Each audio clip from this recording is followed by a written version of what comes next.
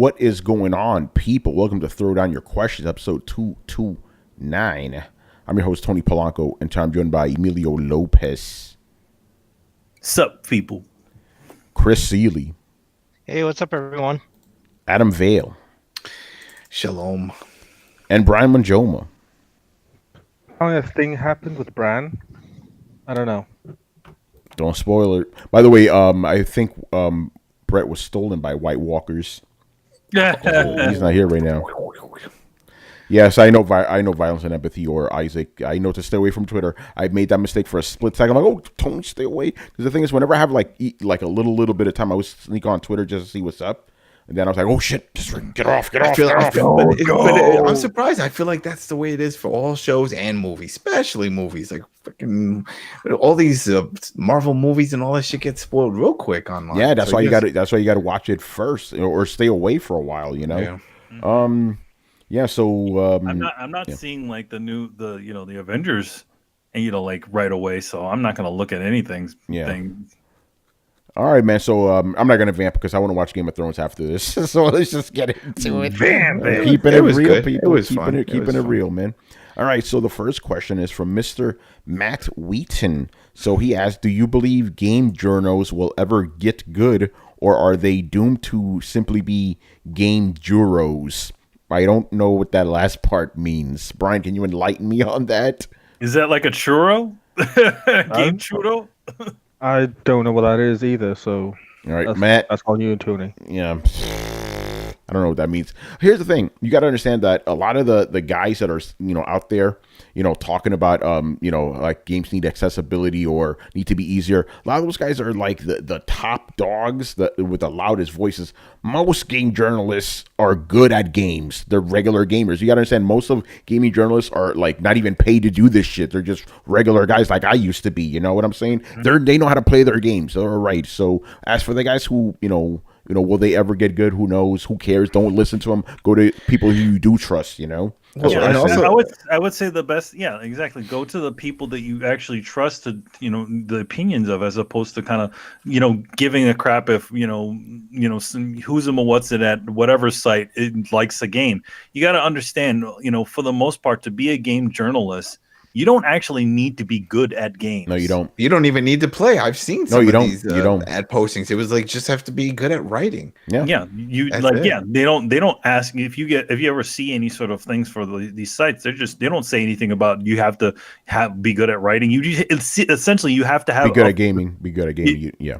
Yeah, you have to be good at game. You don't have to be good at games. You have to be good at writing. Yes. That's what it is. Yeah. I mean, to be honest, you also don't need to be an expert to have an opinion on something either. Most of YouTube can tell you that. You know what I mean? Yeah, exactly. And I guess just ignore that shit for the most part. I know it's stupid or whatever. Just ignore it, man. Just follow the guys that you're investing that you could trust, and that's that. Don't worry about these other guys. Yeah, it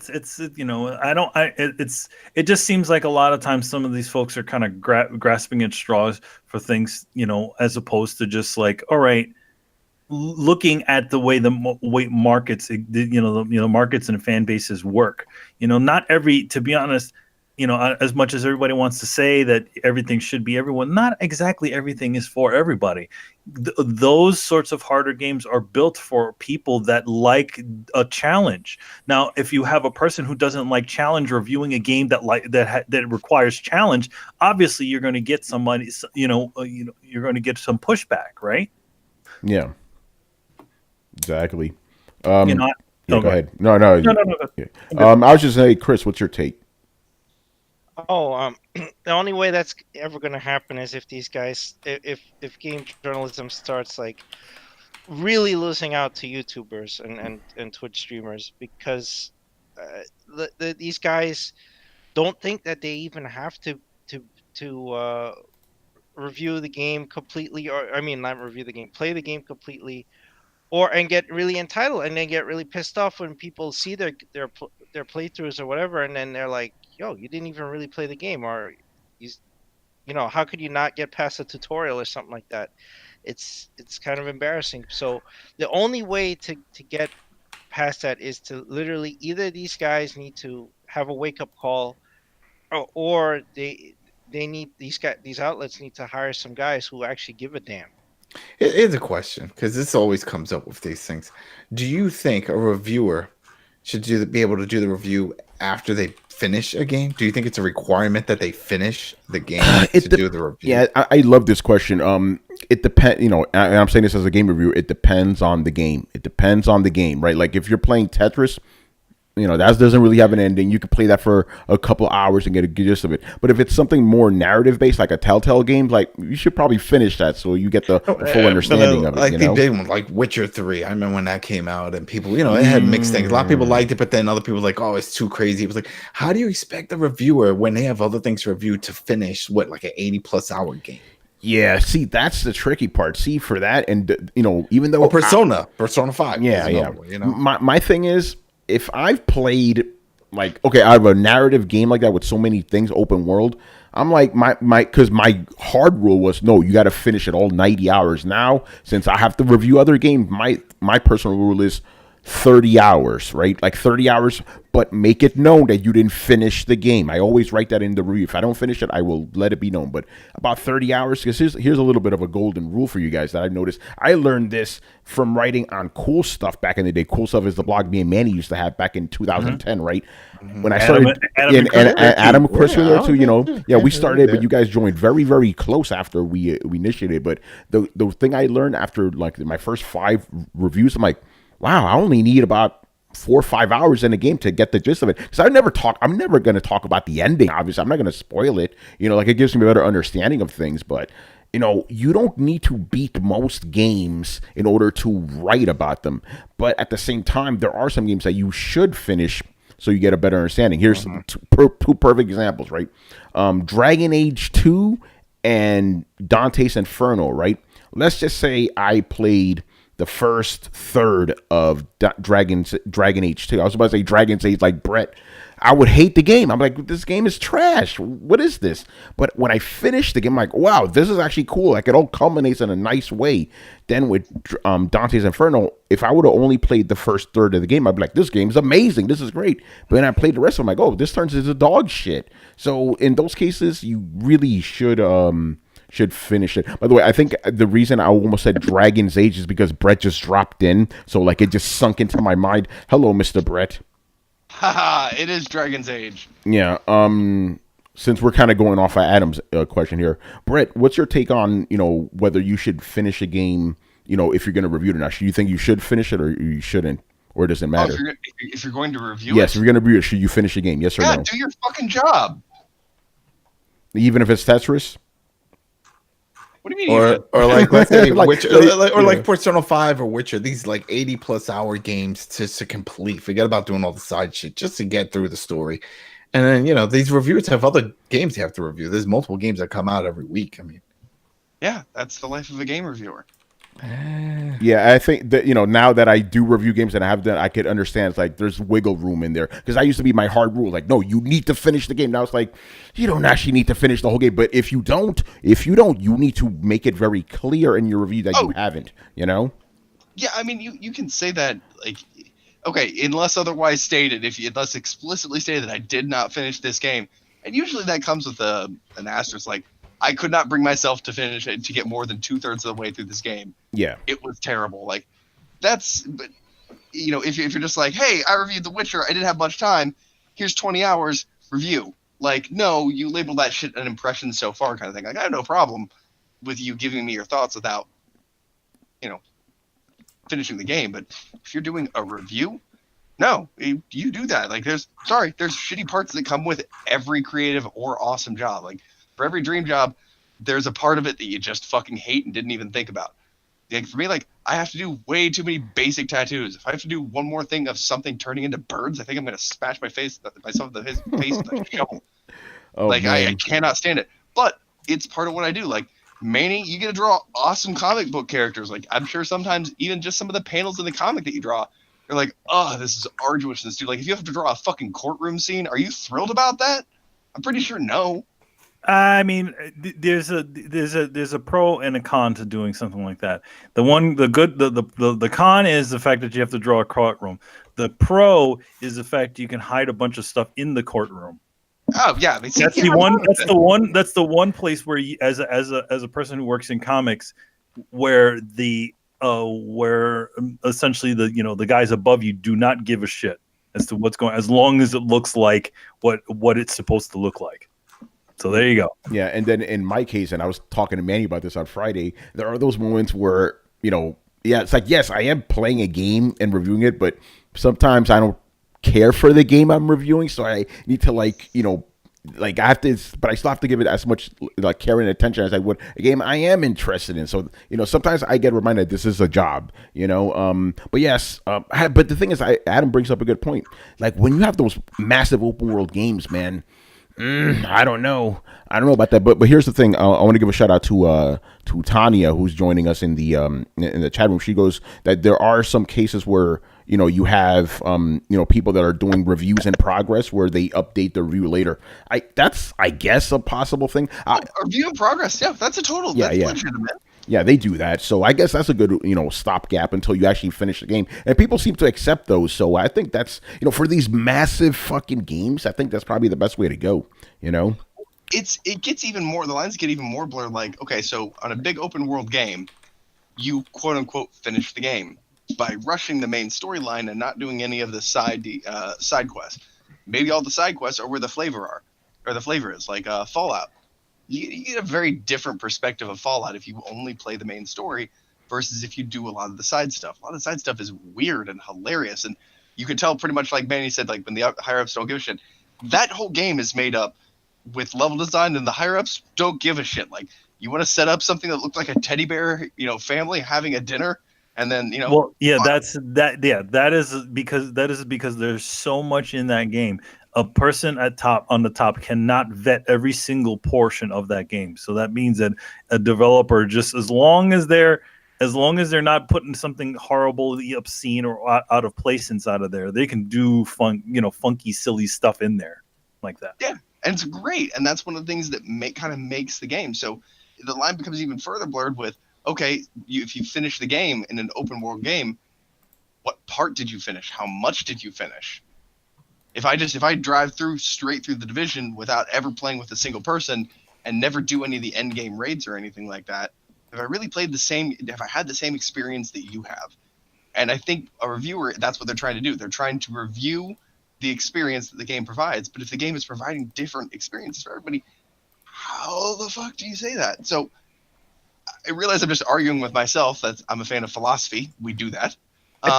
I also think that a portion of it is also when it comes to reviews and stuff is also to set your net a little bit wide. I mean, if you're just reading one reviewer, that's also not going to help you. You got to read multiple because reviews. sometimes because sometimes there's going to be stuff that jump out to one reviewer and not to another. There's going to be something that one guy saw that the other guy didn't see. And I mean, even when back in the old video game magazines, I would buy multiple ones and read multiple ones just so that I had a better sense. A gooder sense. Have a better sense as to what I was going to be in for if I hadn't already made my decision as to if I was going to buy the game or not. You see, I find this really interesting because these used to be two separate worlds. Like, you used to have MMOs, which were these giant open worlds that had all kinds of serious quests, or all kinds of different quests. And then you had more linear games. And the linear games got reviewed, and Brian will back me up on this, back in the day, he didn't review MMOs. He didn't review games that were any type of game as a service. Because there was never an end to the content. There was never a definitive endpoint. You gave impressions, but you'll never see MMOs reviewed, like hard reviewed the way you see video games. And now that video games are kind of coming into that MMO territory with huge worlds, branching storylines, side quests, it's too big for one person to eat. We're still trying to do these antiquated, good, bad reviews. Like, so it's kind of weird, but I do feel like if you say that you've reviewed a game, you should have, at the very least, digested the minimal amount of content that the developer intended you to digest, and that is the entirety of the main story. Let's be fucking honest here, people. Dark Souls has proven this time and time again. Most developers will hold your fucking hand through the entirety of the game. Like, there is no excuse not to finish the single-player game. Like, even is it Dean, That guy's name, the Cuphead guy. Dean Takahashi. Yeah. Yeah, even Dean Takahashi can finish most games and review them. So with the whole, the developers have very clearly incentivized you and given you ability to go through the entire portion of the main game. If you want to, they'll get you there. Even a half-blind idiot can do it. So if somebody was giving their reviews on Dark Souls and said, "Hey man, I tapped out," that's one thing, because that's the type of game that's trying to make you earn it. If you only made it halfway through Cuphead, reviewed it, and let people know, "I only made it halfway through, this game is fucking brutal," cool. That I understand. But for most games, the idea or the reason that it's so simple is that they want you to have this amount of content. This is the developer's vision, and they don't want you eating only 80% of that cookie. They want you to eat the whole cookie of the main campaign. That's why it's the main campaign. It is the obligatory stuff. So I guess in a way, what I'm arguing is there's a certain amount of content the developers intended for you to see. To review the game without having seen that content, I don't think you can do. Yeah, it's tough, man. All right, let's move on here to the second question. By the way, Matt Whedon loves to give us questions about mechs. He always has a different version of the same question, just different enough. Stop me if you've stop me if you heard this before. But what would be your favorite video game mechs from any video game, whether it be Japanese, American, or otherwise, from BattleTech to Zone of the Enders? So, yeah, what are your favorite mechs in video games? The ones in Titanfall. That was it. Okay. I really enjoyed those. Those are mechs. Yeah, they're mechs. They are. They're mechs. Yeah, you can send them to do shit when you're not in them. So yeah, they're mechs because I think there's like a size requirement, and the Titanfall must actually kind of exceed the minimum, so you're good. Those are mechs. They're obviously they're like autonomous mechs, but they're mechs. That was like my favorite mech shooter. Think about it. Like, that was the first one where your guy, he could jump out in other ones, but he could actually jump on top of another one and rip open the hatch, start shooting a guy driving it. That was awesome. For me, Virtual On. You already know. I love Virtual On. Back on the Saturn and stuff, the arcade. I never played the arcade version though until later. But Virtual On is the fucking shit. Tony, go ahead. Agree. Yes, yeah, it's awesome, man. Now here's the question, Brad. Which one's your favorite Virtual On robot? Oh, don't worry, I don't remember the names either. Oh, god damn. Well, no, that's the question. Like, there were like 3 or 4 of them, but like I enjoyed that game so thoroughly that there were just only a couple of robots that like, nah, not that one. Yeah, you're right. But the robots you didn't like, because most of them were pretty badass. Yeah. Man, and it's coming Did they back. all have a sword? I believe they did. I mean, some were faster. I remember there was this big bulky one that was fun. They had the girl Virtual On. Man, I want to play that shit right now. Just talking about it. All right, Brian, favorite mechs in video games? I'll go Titanfall as well. Nice. Manny, can I answer for you? You can, but you might be wrong. Okay, go ahead. What's your favorite mech? No. I was gonna go say the Zone of Enders ones. Ooh, I am wrong. Although I'm kind of on the right path, though. You're on the right path. I was gonna, you know what I was saying? Metal Gear. I mean, I do like. I mean, to be honest, like the better of the Metal Gears is Metal Gear Rex. I mean, to be honest, the original Metal Gear had like this stupid chicken robot, and that I didn't care for Metal Gear Ray. I thought that was kind of dopey. Metal Gear Ray with that stupid like water laser. Yeah. What about Arsenal Gear? You got a giant island. You're sitting It's just an on. island. Isn't it even a mech? Yeah. Or wait a minute. What was crazy is like I think Philanthropist got all of them beat. Yeah, it was like yeah. But yeah, Rex is the best one. Rex is fucking awesome. Yeah. All right, Chris, what about you? You know, I got to go back to Mech Warrior 2 on the PC.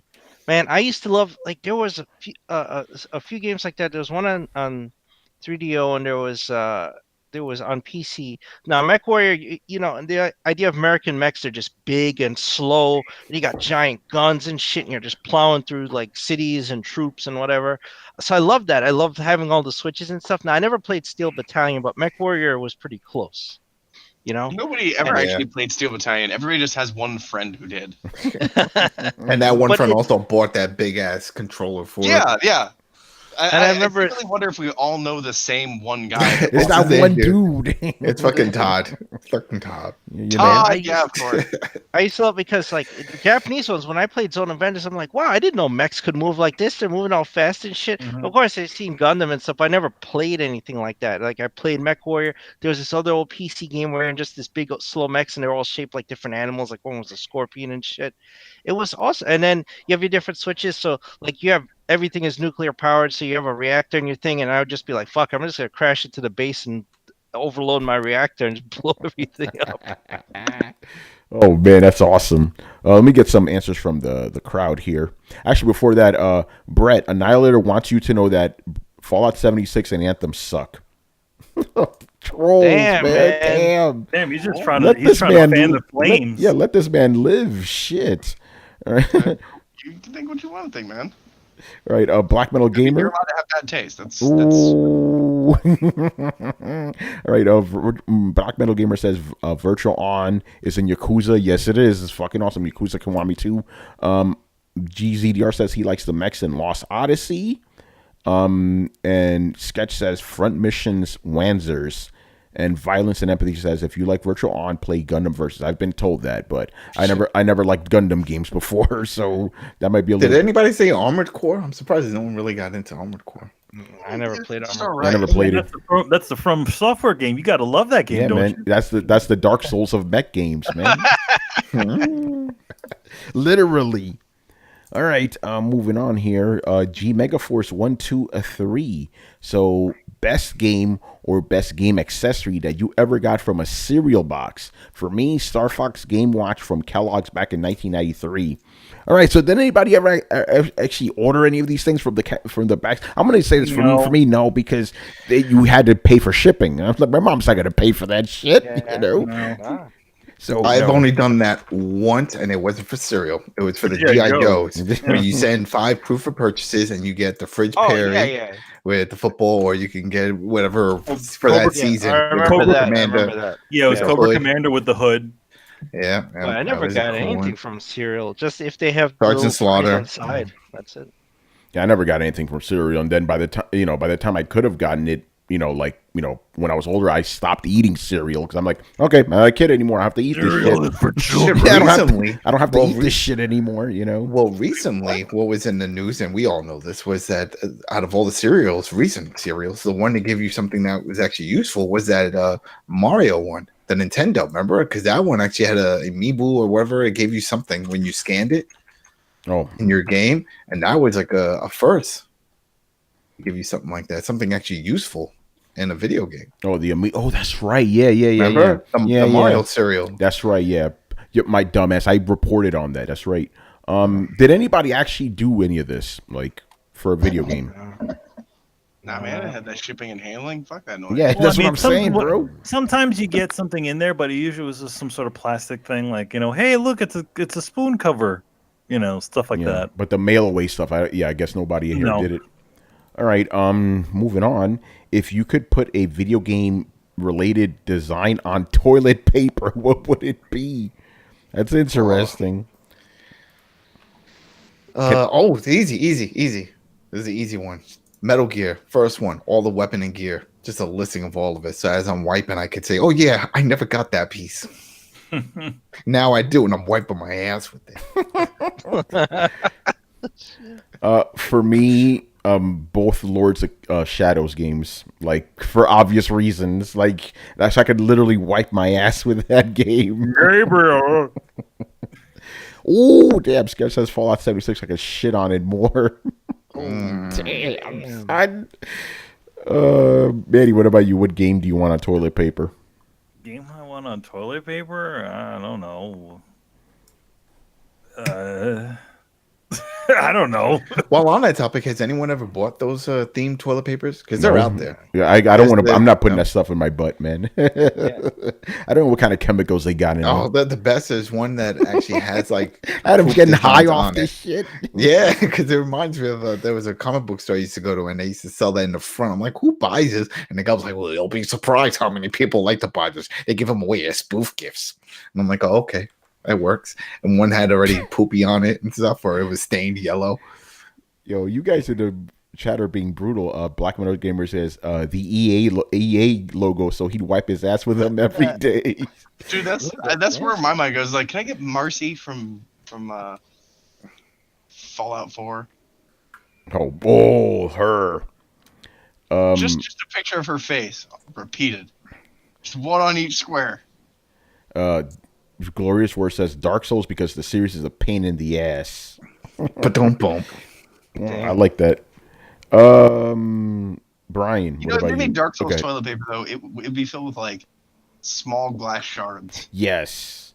I mean, I would think if the Dark Souls toilet paper will probably just have a bunch of that weapon lore all over it. It's like the sword of Aglamaglan, built from the souls of 20,000 virgins and one horse. What? No, it just randomly every once in a while would have a splinter in it, and the only way that you'd be able to tell would be like carefully analyzing the toilet paper. Like, all the information was there. If you looked really close, you could tell where the splinter was. Yeah, it'll just you have to read the lore of the toilet paper on the toilet paper, and that's how that's the Dark Souls paper. That's how you understand the That's how story. you fully understand it. Scott says Dark Souls toilet paper is called sandpaper. All right, Brian, what about you? What do you want as toilet paper? Just EA. But EA. Then knowing them, they charge you for each sheet. Yeah, it'll be filled with microtransactions. Mm-hmm. You know, you can't wipe your ass unless you put a quarter in every time, you know. Adam, you're not gonna like this one. Shit. Glorious War says Gears of War won because the textures look like shit. Oh man. Man, You know, I don't know, because for me it wasn't even. I think he's trying to trigger you. he's trying to trigger. I don't know, but you know what? It didn't even matter because it was the roadie when the gameplay is really what got me, man. That chainsaw, just cutting bitches up. It was fun. And seeing the blood squirt on the screen and shit. Come on now, that was fun. Then he's gonna reply, "Man, I don't like that game. That was offending me." Black Metal Gamer says Sekiro toilet paper would be sandpaper glue with cactus needles. It'd be man. something more rusty. More, No, it would just be blocks of wood. Oh yeah, that's Yeah. it. Wipe your, yeah, like and like the wood still has the bark on it and everything. It's Not even you accept smooth. this challenge? Like, no. Rough hewn planks of tree. Oh, that's Sekiro. Oh man! All right, let's move on before we really get crazy. Annihilator, who's actually joining us. Are there any developers or publishers you avoid like the plague? I've been actually avoiding EA games for the last I don't know, whenever the last Mass Effect came out. I haven't played an EA game since then. You mean the last main Mass Effect is The last main Mass Effect. Yeah, after Mass Effect 3, I have not picked up another EA game. all right, Chris. Shit. I mean, I'm mad at EA, but I haven't really actively avoided anything. I almost avoided because I'm like, I don't got good feelings. Like, I didn't play Anthem because I'm like, the same reason I didn't play Destiny. Although I had worse vibes about Anthem, and then I turned out to be right. If we're also talking about actively avoiding, I also actively avoid all Bethesda games. Oh, Yeah, and, there you and, go. There you go, And man. Battlefield 5, I was told not to buy it, so I didn't. You know, but I didn't. I was like, all right, it's not for me then. I used to avoid all Acclaim games. Remember Acclaim? Well, Acclaim. Their games are trash. Holy What crap! about Turok? Fuck Turok, fuck the dinos. You got dinosaurs. The horrible wrestling games. Well, I remember when they got The ECW, wrestling games were so bad. bad. I was Yeah. like, I wasn't surprised they went out of business. So like, oh, they're going under. I'm like, finally. You're like good Yeah. riddance to bad rubbish. The one game Exactly. they published that I loved was Star Control 2. That was a fucking fantastic game back in the day. and they published it. They didn't They make it. they published it. They didn't make that. They didn't make that. No. Yeah, I've never avoided developers really. There's been some I just don't play games from, like until Destiny. I haven't played an Activision game since the Spider-Man games. Like that was a good stretch of time. I just don't play Activision games. But no, I don't really avoid them or avoid them like that. Go ahead, Chris.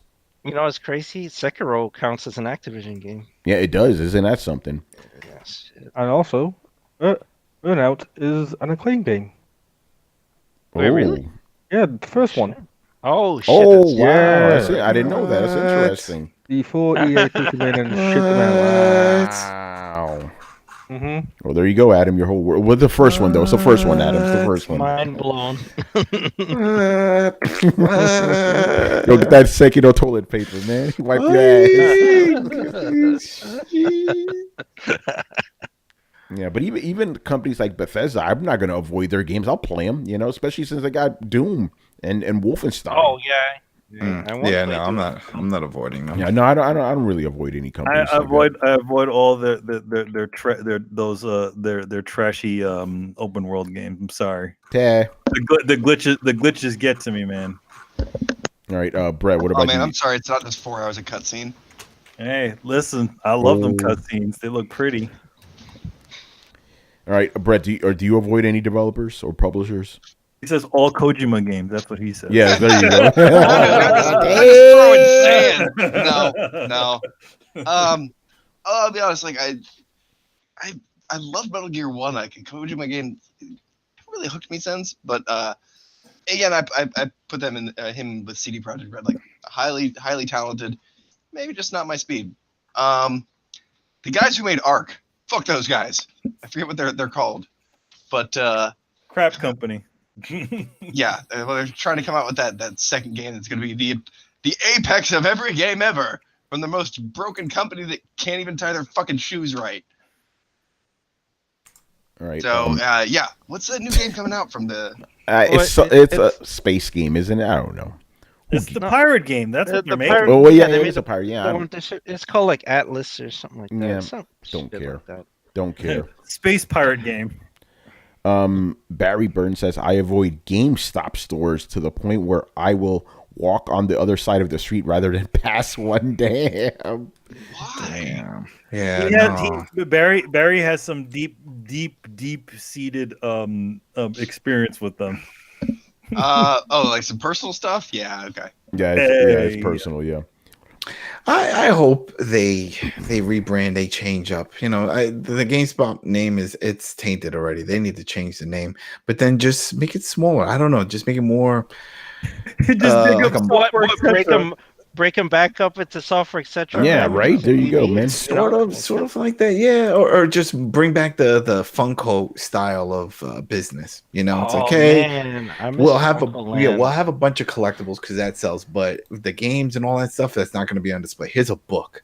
Look at it in the book, check it off like you're in a Chinese food spot, and then we'll send Jimbo in the back to go get it for you. That's it. Oh man. Let's keep it simple. Let's do it that way. All right. Black Metal Gamer. An interesting one. If you could have black. All right.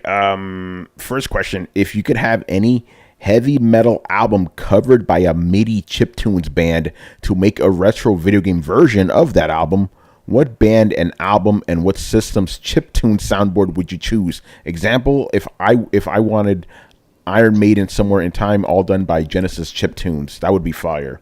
All right, this is a very interesting question for the metalheads here.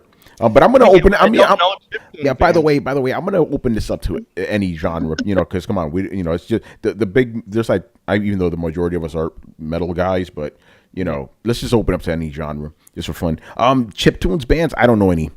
I don't know. So I'm gonna make it even simpler. What album would you like to be made into chiptunes, and what system? What sound chip would you want it to use? So let's go with that. Let's keep it nice and simple and universal for everybody. All right. Too many. Go ahead. I'll say I would want Chaos AD done in a chiptune form. Sepultura. Sepultura. Yeah. Especially getting those drums. I don't. Again, I don't know chiptune band. So somebody who could do that justice. Yeah. Chaos Satan.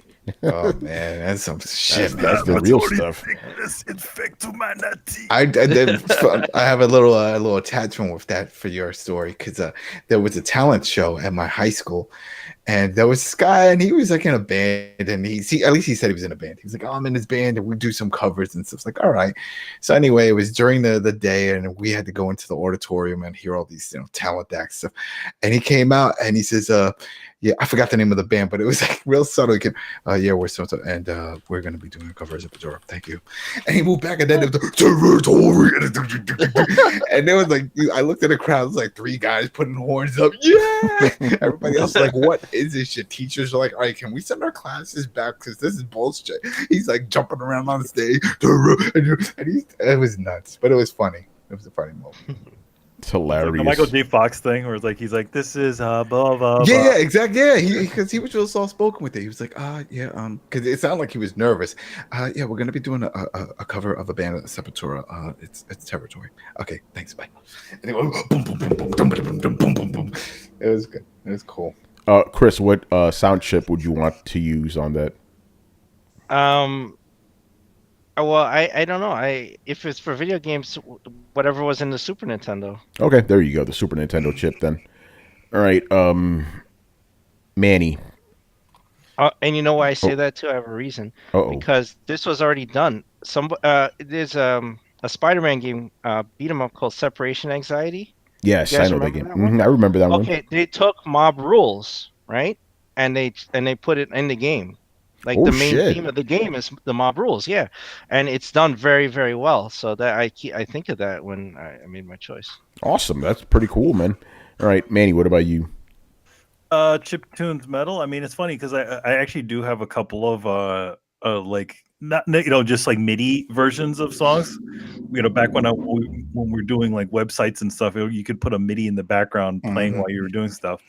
But for metal, I would say, I would actually go with whatever Sony was using in the PlayStation. They had a pretty good MIDI system. They used it. In fact, the best way to actually tell that Sony games were using MIDIs back in those days is you could actually pull the disc out of the console and the music would continue to play even after you've pulled out your disc. So it's shit, not running. That's devil worship. What do you mean it's still playing when you remove the disc?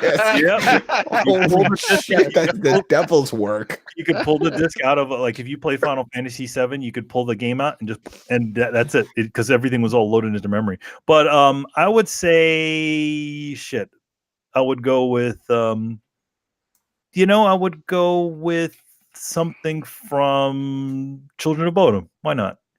That kind of sounds, that sounds good. There you go. They're going on tour this summer. Yeah, unfortunately, Manny, they're playing here next week, right? It's like, come on, man. Last minute telling us that shit. Yeah. Let's see.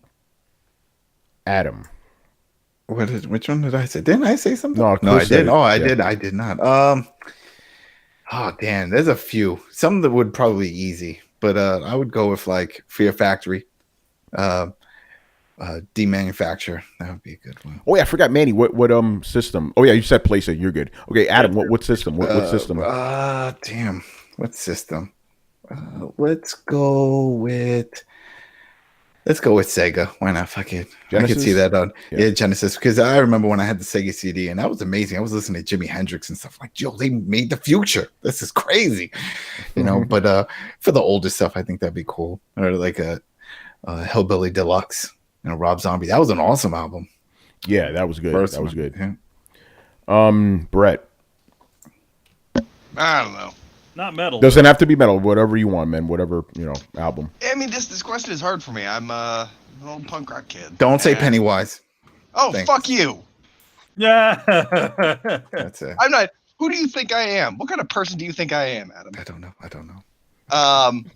It's tough because the punk rock, I will admit, a lot of times is just the 3-chord rule. And I used to love trashy 3-chord punk songs. Those would all make terrible MIDI sound. That would be torture for MIDIs. Streetlight Manifesto's Kesabe Night probably would be my top album.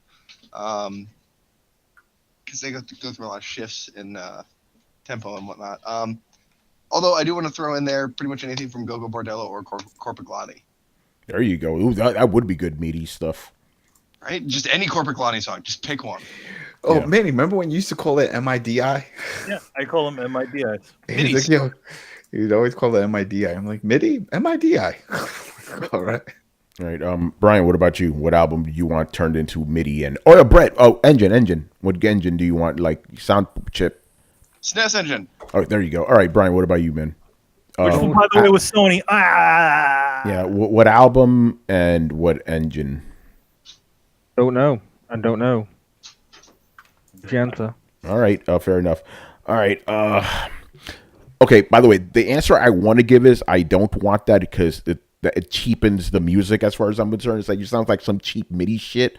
But in the spirit of it, I'm gonna say any Dragon Force album. That's like Taylor. It already sounds like video game music, you know. So there It you was go. in video games too. That Yeah, was a hard exactly. track to play in Guitar Hero. Holy shit. Yeah. Later, Tanya. Thanks for stopping by. Yo, Bye. but yeah, I'm gonna go with any Dragon Force album would be pretty good, and yeah, Super Nintendo engine because that one sounds really fucking good, you know. All right, Metal's a hard one to translate. I think most other genres actually translate better than metal. it's kind of funny because to me, metal is the easiest one because it's action packed like MIDI music's supposed to be, you know, like crazy shit, you know. Speed metal, Why do you probably. Well, yeah, think that Dragon all Force metal is the epitome of. Speed Oh, I metal. know. Yeah, no. Dragon Force is. Yeah. Fucking Why do you guitar think player. why do you think they always translate Castlevania themes into freaking metal? Because they're pretty much are. I think MIDIs translate into metal really well. But Yes. I think it doesn't go the other way. Yes, and I'm glad you said it because that's the thing I was going to bring up. I think, you know, in Black Metal Gamer Wink Wink, you could ask us this one day. The other way around, I think, would be better. Like, what video game songs do you want to be turned into metal? That works because it translates so well. Quick little aside story. Okay, so me and my friend Evil Chris, we've brought up many times, right? We both grew up on games, and I feel that even though both of us have different musical styles, I think both of our musical tastes were inspired by games. And I'm gonna give you an example. For me, I like the feel of those songs from video games, which were metal, but he liked the sounds. He likes techno, so it's kind of interesting how games have that like a lot of different musical landscapes, obviously. But I still feel both of us were inspired by video game music, even though we ending up liking way different things.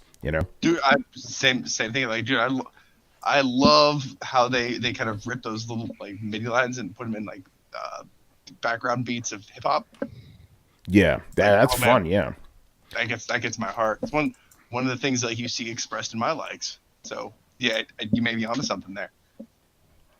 Yeah, man. All right. Yeah, I definitely would. I've been thinking about that for years. Like, it's kind of interesting how him and I, like, he's a fucking techno head, loves techno. I'm a metal guy, but we both love video game music. Like, but if you think about it, if you break it down into its constituent parts, it makes sense that we went in two different ways, but from the same base music. Kind of cool. All right. Next up here. Okay, this is from both Black Metal Gamer and Glorious War.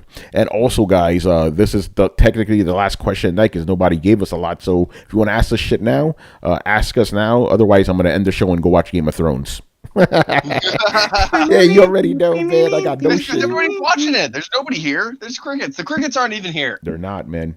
Yeah, Brett, by the way, man, because my thing is whenever I have a little bit of free time, I always go on Twitter. I went there at 9:05, and I quickly shut that shit off. I'm like, oh, Tony, what are you doing? Not now, son. No. Every fucking trending hashtag was Game of Thrones related. It was crazy. I'm like, no, Tony, what are you doing? Oh yeah, no, I have to watch it tonight. Yeah, you have to. I'm gonna watch this shit. Are we live, bro? Are we live? What are you guys? No, you're not liver, but you guys didn't ask us any questions this week. Oh, I can't see the chat. For all the people in the chat, I'm sorry. I was kidding. We love you guys. You are the real deal. You picked us over Game of Thrones right now. I love you for that. Yeah, exactly. No, the truth is that I've said this many times. This show lasts as long. This show is purely dictated by you guys. It lasts as long as you guys have questions. We only got a couple of questions, so that's that. But for the Game of Thrones things, the truth is, because usually we usually hang out in the chat like an hour or two afterwards, just talking and stuff. I'm not doing that shit tonight, guys. I'm dipping. I'm dipping. Anyway, so both of them ask us what do we thought about the Star Wars trailer, Jedi Fallen Order, which is the new EA game. We're gonna get into the specifics of the game, but what did you think of the actual trailer itself? I'm gonna say it. I'm sorry, I can't get excited for a CG trailer. I didn't see any gameplay. I can't get excited. I can't. I would say the same thing. I'll reserve my thoughts about that game. When I actually see some real gameplay as opposed to some pretty cinematics. Then you motherfuckers will get excited when Kojima just says that he's making a game.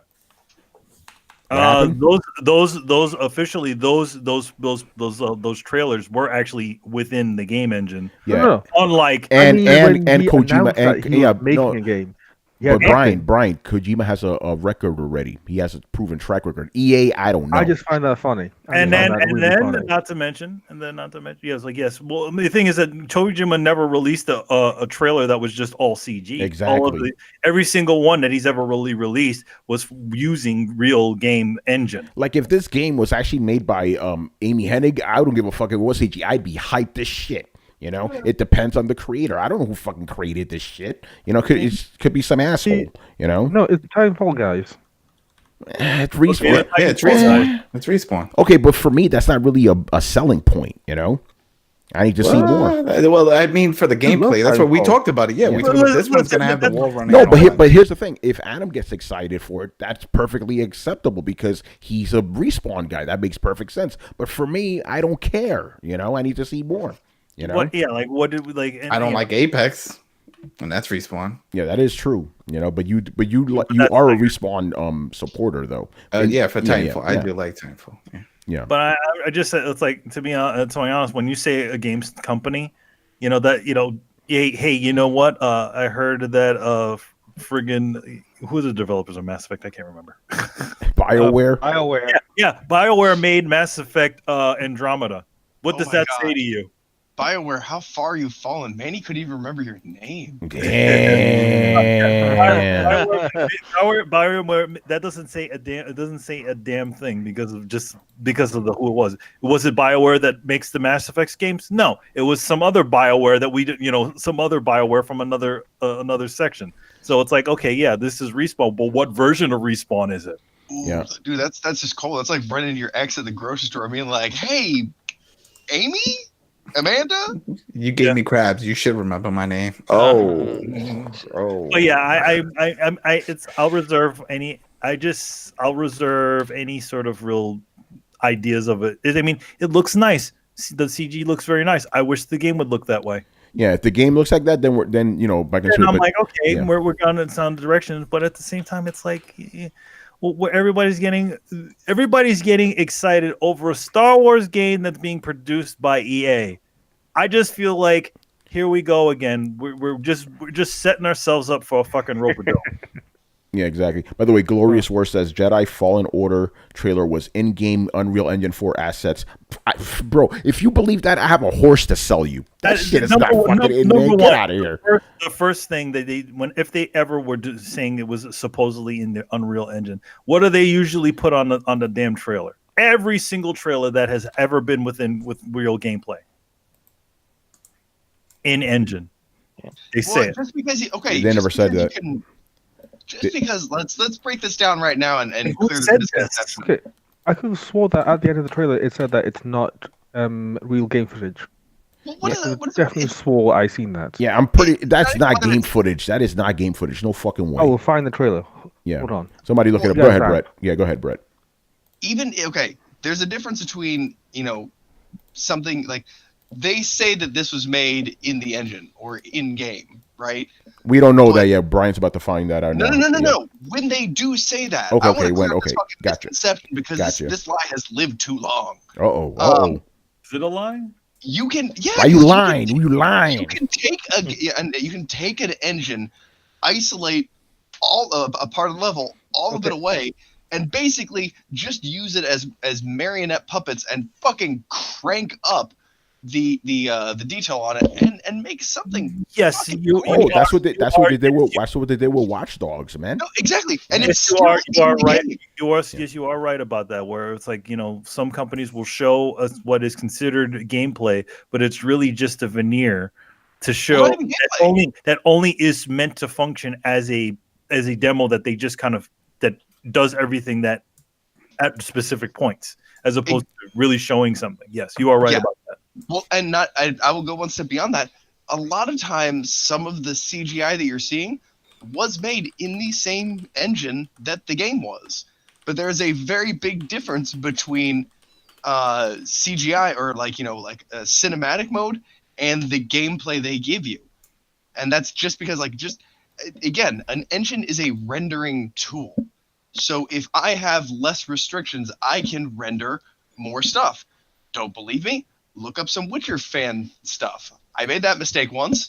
It's interesting, but the Witcher fans got a hold of the Witcher engine, and they basically they can just make anything they want now, from what I understand. It's that same kind of deal. They can make stuff that looks like it looks better than was in Witcher, and so just because they're using Unreal to make CGI does not mean the game looks like that. Please stop thinking that if they're just because they're using the engine that the game is going to look like that, because it's not. Yeah, think about it like this. I think it was Spider-Man 3? They did a demo of Dr. Octopus's face, right? Alfred Molina. That shit looks better than a PS4 game. You know why? Because it was just his face. There was no background. There was no character. It was just a face. So, yeah, that's how they could trick you. Yeah. Exactly. Yeah, I mean, the biggest thing is Spider-Man like 2, if, Tony. What's up, Brian? Spider-Man 2, not 3. Spider-Man 2? Oh, Spider-Man 2. Spider-Man 2, Yes, Spider-Man 2, yeah. But it was the PS3, right, Brian? no, Okay. was it PS3 or was Yes, it PS2? No, it's PS3. PS3. And Because the at reason, the same time that they showed the ducks. yeah. Oh, I missed okay, it yeah. though. Actually, I'm saying Spider-Man. It's PlayStation 3 because the PlayStation 3 had the Spider-Man font. Remember that shit? Yeah. Brian. Anyway, did you find out if that's in-game engine or not? Yeah, I just want to let Brett just go off. Yeah. So it says in here, and I quote, rendered in Unreal Engine and not actual gameplay. Bam. There you go. There you go. And this trailer is from the official EA YouTube page, so can't really get more to the source than that. Yeah, that's it. That's not real. Oh, hold on. This is interesting. I did not know that Stig Asmussen is behind this game. Now I'm slightly interested. Oh, God of War. Yeah. Stig Yeah. is my boy. See, Brian, there Okay. you go. That's the hook right there. Stig Asmussen. I don't care about the company behind it. I care about the person behind it. If it was Amy behind this, I'd be hyped. Stig? Yeah. All right. You got me. I'm not saying I'm hyped, but I'm a little intrigued now. Okay, but Okay. But I can't. But I'm still not gonna get excited over the fucking trailer. You know. The main problem that we haven't discussed yet, which is obvious, is the very last bottom characters of that logo, the E and the A. These guys have Yes. cancelled as many games as they have released since they got the license. So basically, this game has a 50% chance of coming out. Yeah, Even- and that's hold on, still- wait, and that leads me to the next thing, right? And because Brian's perfect segue, right? Okay, EA is promising this is single player game, no microtransactions. Do we believe them? To be fair, Yeah. I'm believing They it. I'm did say believing with it. Battlefield 2 that there's no season pass and you'll be able to earn everything in game, which is So- true. Or they could mean at launch, first season, because a lot of them are doing Yeah. that. Even Ubisoft is doing it too, because they were like, "Oh yeah, Division, all the content's free." It's like, and then later on, you see the for first year, year one, year two, they're gonna have all kinds of other stuff, But for year one, yes, all the DLC, all that stuff, and really, there is no microtransactions besides cosmetics, and I don't think they really consider that as impacting transactions. So I wouldn't be surprised. It depends. We might see some of those type of cosmetics, but that's not impacting. So is nobody gonna bring up that this is a Star Wars game? And does that really carry? Does it any matter clout? anymore? I don't think the Star Wars name means anything anymore. Dude, the track record for good Star Wars side content has been less than 50-50. Oh Yeah, yeah, it that's has true. been less Yes, than 50-50. yes. So okay, Yes. so if you're already going through, it is a 50% chance of being made, and then a 30% chance of not being fucked over by EA, and then a Oh. 50% chance you're just getting diminishing returns. Yeah. The actuality of this game coming out and being good it's tiny. It is a tiny fraction of a number. Yeah, I should add that EA says that the game is actually coming out this year. Yeah, November. They're saying November. Yeah, it's in November. Yeah. They said they're going to show the whole thing off, or at least the gameplay at E3. Shoot, so even we'll see on about that. on Xbox, you could pre-order and pre-download already. Yeah, but the thing is, like, basically, the reason I bring that up is because we shouldn't really question whether this game's going to come out. It's going to come out. Whether it's going to be good or not, that's where we're like, I don't know. You're right about that, Brett. That, you know, our Star Wars games aren't really that good. EA Star Wars games aren't that good. You know what I'm saying, man? And then I can't say this. I'm really being a Star Wars game or not has never been a selling point for me. I think I only have ever bought one Star Wars game ever in my life. Dude, Knights of the Old I Republic. bought a few. That was Masters of Terrakazi, which is considered one of the worst Star Wars games ever made. I got burned by Fighting game. by the Force Unleashed. I was hyped for that. Then I played. I go, this fucking sucks. You know. Anyway. Wait, the one with Star Killer? Yeah, Star Commandos Killer, was Star great. Killer, yeah, Star Killer. The Yeah, I Star hated Wars that. Commandos was an awesome one. That was my Republic favorite Commandos? I one. love Yeah, Okay. that was great. You know, hey, well, I'm going to segue to another question now. What was the last Star Wars game you played that you liked? Brett, I'm good. Yeah, go ahead. I love Force Unleashed. Okay, I'm glad you like it. I hated The it. first one or the second one? I hated Second both one's of them. I good. hated both of them. Honestly, okay, but that's not fair of me because I'm going to check my own biases here. Yeah. Any game where I can telepathically pick somebody up and slam them in the left wall, the right wall, the left wall, the right wall, the ceiling, the floor, and then hurl them down the hallway, and hurl a dead lifeless body down the hallway, you've immediately got me sold. Does that mean I guess that means you like psyops then? Yeah, remember Yeah, that? yeah, yo, what was the Brett, I'm gonna fuck you up right now, man. I'm gonna fuck you up. What, you're gonna hear a man become giddy right now, people. Destroy all humans. Yes, that was the game I was trying to Oh, think yeah. of. I love Destroy All Humans. My God, they need to make Yeah, another that one. was Fantastic game. That was a good game. Yeah. That was fun. That's all they give you so many weapons. It's like, why do I need weapons? Just pick you up with my hand and thwack, thwack, thwack, thwack, thwack, bling. So it's cathartic. It is just satisfying. But my favorite Star Wars games of all time, like I loved all of the Old Republic games, even the MMO. All right. So, and those were the last like games you really liked, because I'm pretty sure the Star Killer game was after that, or was it? I'm not sure. I think Star Wars: The Old Republic. Yeah, the MMO, right? Yeah. That was the last one. Was the most recent. All right. Manny. I'll be Well, honest, yeah. Go ahead. For a fucking MMO, that game killed you.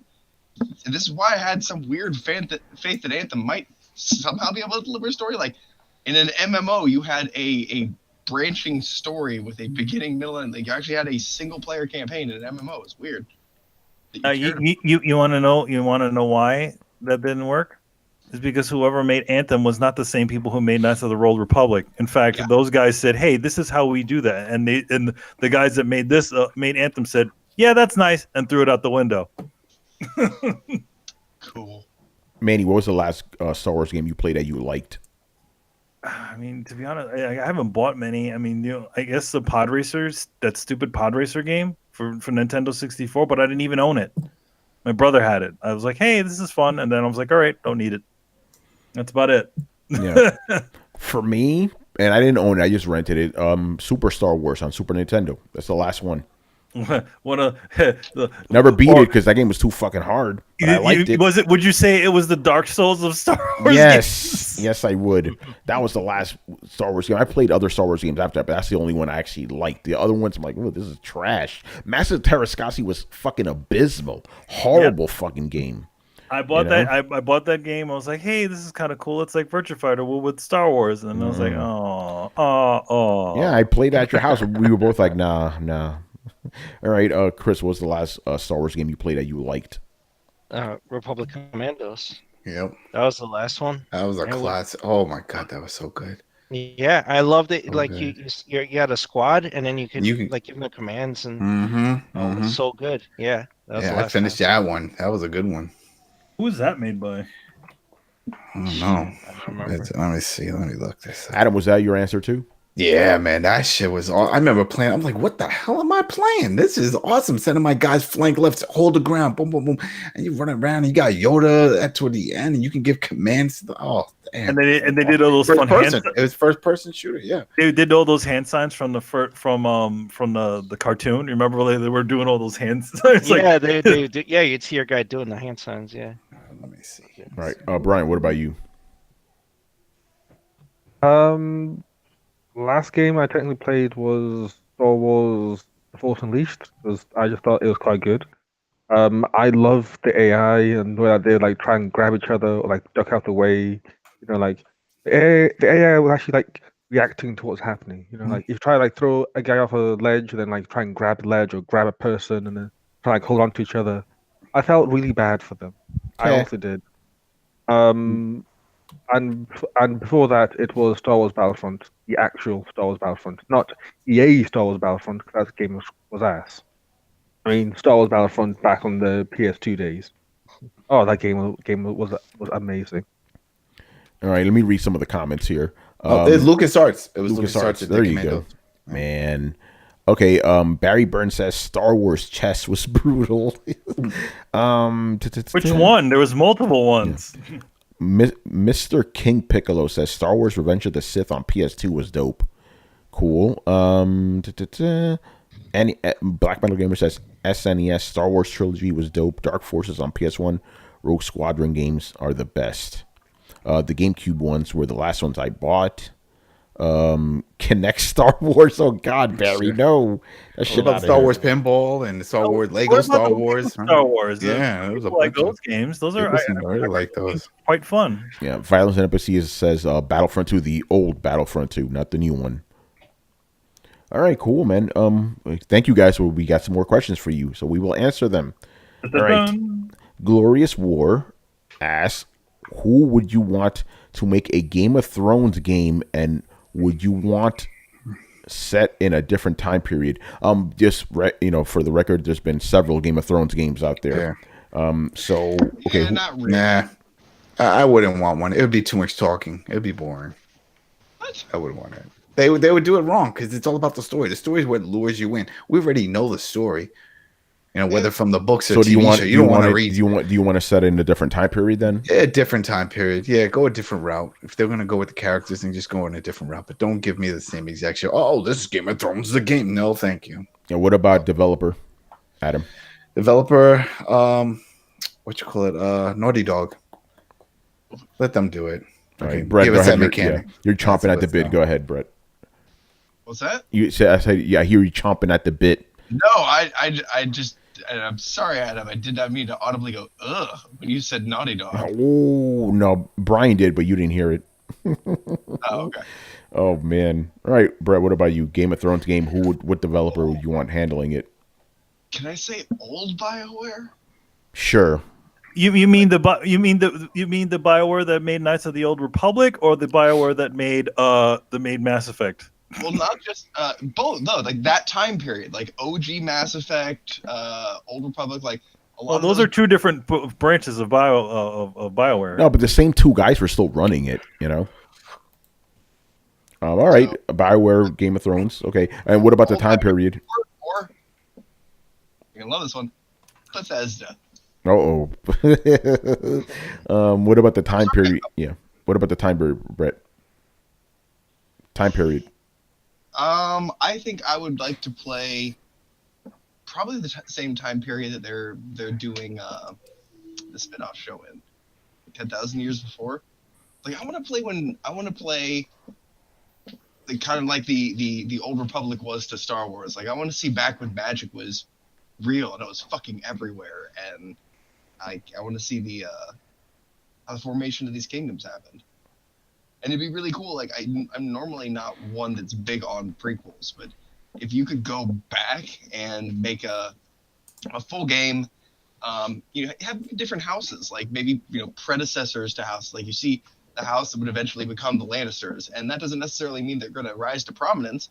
It just means that not everybody in that family dies. So it doesn't really tell you anything about what's going on. But I'd love to see a game that's kind of a prequel, so that I don't know, it'd be cool when you're watching Game of Thrones and you're like, they show a place and you're like, oh yeah, I kind of founded that place. So Awesome. 10,000 years before. All right. For me, I would want. I'm going to get some flack for this. I want the game done by the same people that make Assassin's Creed. If you played Odyssey, like the weapons in that are great. The big, huge battles are fantastic. I think that fits well. So I want Ubisoft to make a game set during Robert's Rebellion, and you could play as either Ned Stark or Robert Baratheon. That would be fucking insane. Like you have the battle with Robert Baratheon versus Rhaegar and shit. Woo! That would be insane. You club his fucking ass at the rivers, the trident. That'd be cool. So yeah, that's my answer. So Ubisoft, Robert's Rebellion. All right, Brian, what about you? It's a good question. Good question. My first thought was From Software, because then it'd just be like hard as balls, no reason. And they but would I think not, that- they wouldn't explain anything to you. You'd have to read all this flavor text to find out what's going on in the story. actually could work quite well because then they like hide some stuff in there. Actually, I'm not too sure. Because again, it has to mix combats and the story like really well, and not many game developers do that. So it's hard to really say. And yes, Uncharted has bad combat. I'm sorry. Hey, Brian, Violence and Empathy stole the answer you should have given. That. CD Projekt Red. I don't know. Maybe. There's too much. But story yes, in that good. game. CD Projekt Red. They are great. All right. What about the time period? I'd say the same as you, Tony. Make a prequel to the books and the TV show. Awesome. All right. Chris, do you even watch Game of Thrones? No, Okay, so I so can give you skip an you. answer. And Manny, you stopped watching after season 1.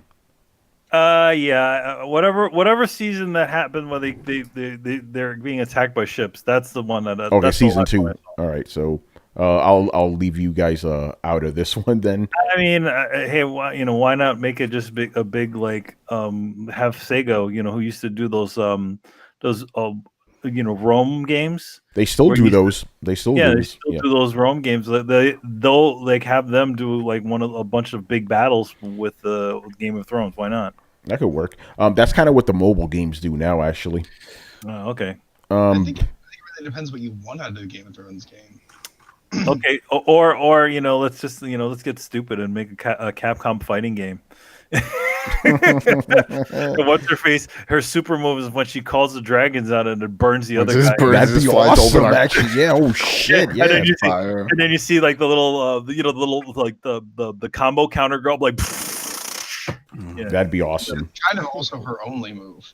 Yeah. Pretty much. Well, connected to weird things like that, Funko released Funko Rides, and it has the the Night King, the on top of the Ice Dragon.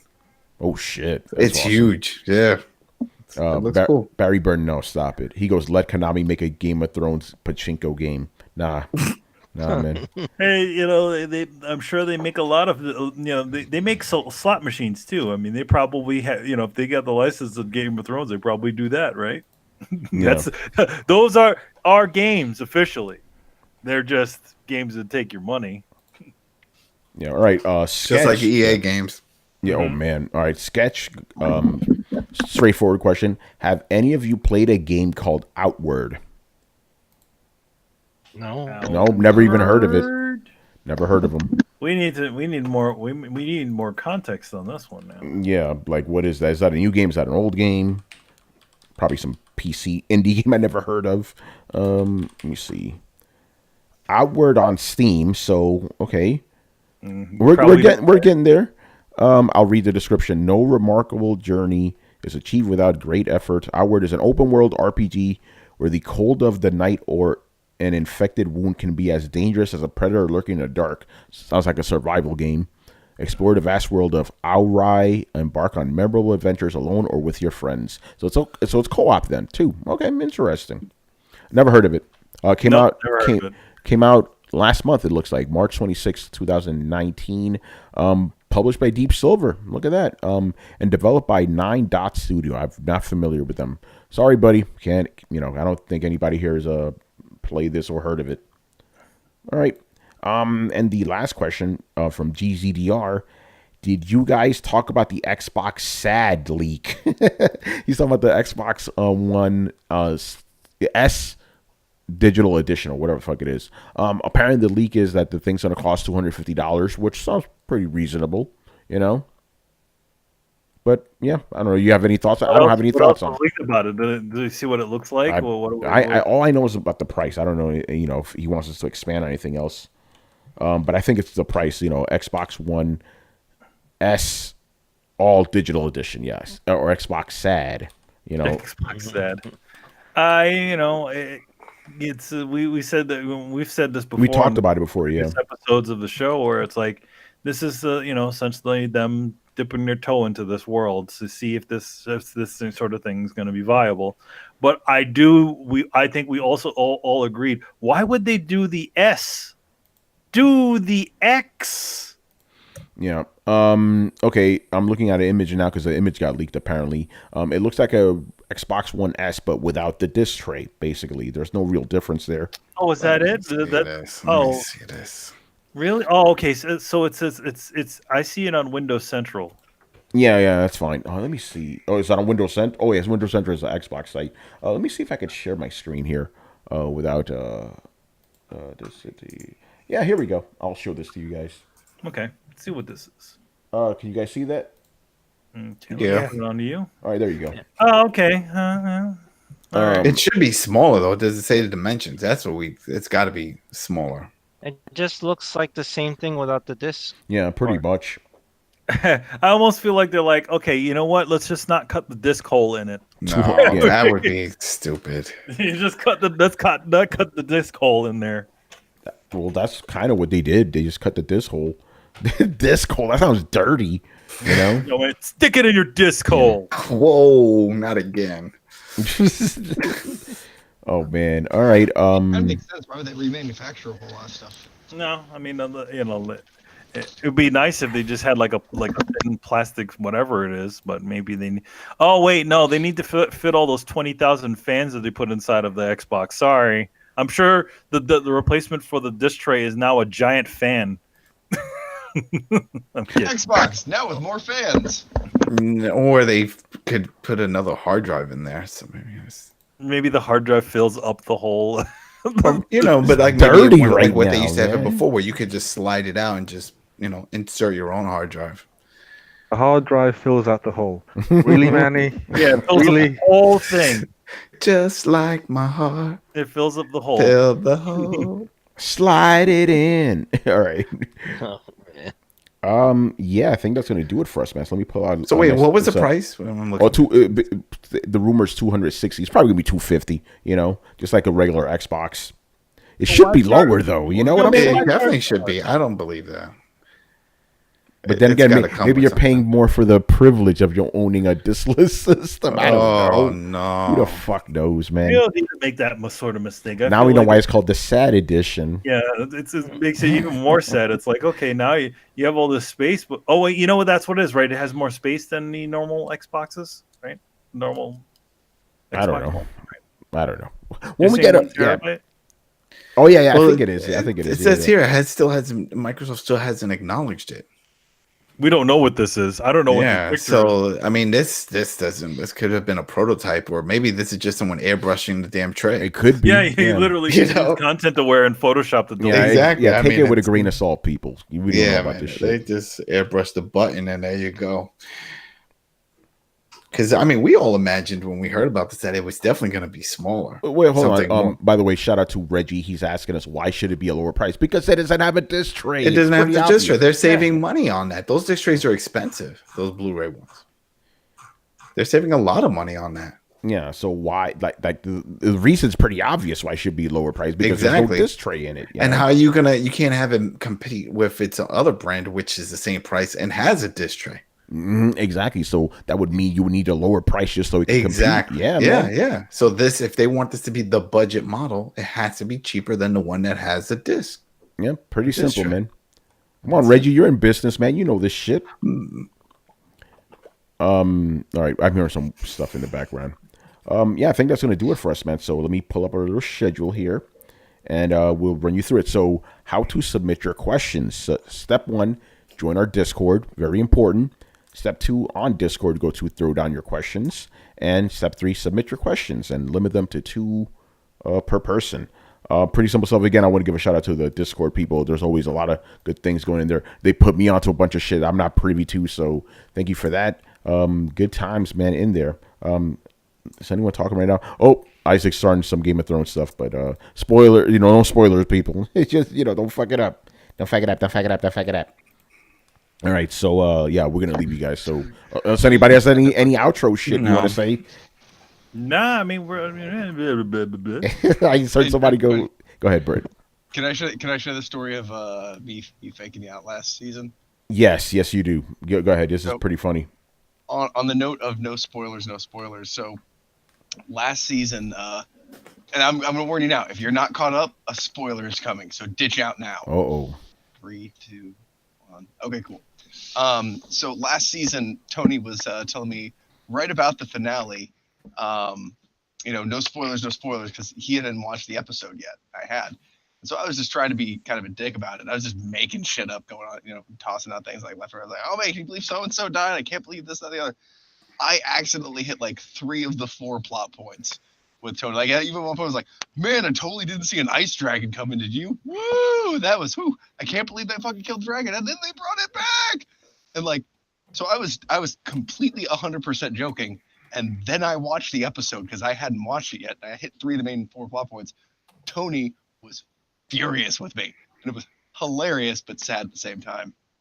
Yeah, so now I forbid Brett from even like joking about that type of shit because he's some sort of prophet and guesses this shit, So yeah, that was pretty. I mean, the hindsight obviously is fucking hilarious, but I was pissed, Yeah, he was. I got an angry phone call. It was fun. Yeah, but I wasn't murdery pissed though, Oh man, that takes me back to the story of Evil Chris when I wanted to punch this guy's fucking face, and I ended up breaking my fan instead. I just redirected the punch. It wasn't to that point, Brett, but I did want to slightly choke you a little bit. I was glad I was along. In fairness, I felt terrible. Yeah, these things happen. When I was watching the show, I was like it was not only just a show, but I was like, oh no, no, oh god, no, don't do that. Oh man. All right, people. So, thank you for watching and listening. Leave us your questions in the Discord server, and we'll answer them on next week's show. Subscribe to Throwdown on SoundCloud, iTunes, and YouTube. Follow us on Twitch, Twitter, and Facebook at Throwdown Show. Links are located in the description below. Once again, our show is Tony Polanco, and joined by Emilio Lopez. Pull me under, pull me under. Oh, God. Chris Seeley. Hey, take care, everyone. Brett Murdoch. Dracarys. Adam Vale. Warhammer Champions card game coming to Switch free Tuesday. Yay. And Brian Manjoma. I wonder if the same people asking Dark Souls for an easy mode want there to be an easy mode for life. Oh, man. Probably. All right, guys. We'll see you, man. Go watch Game of Thrones, man. Later.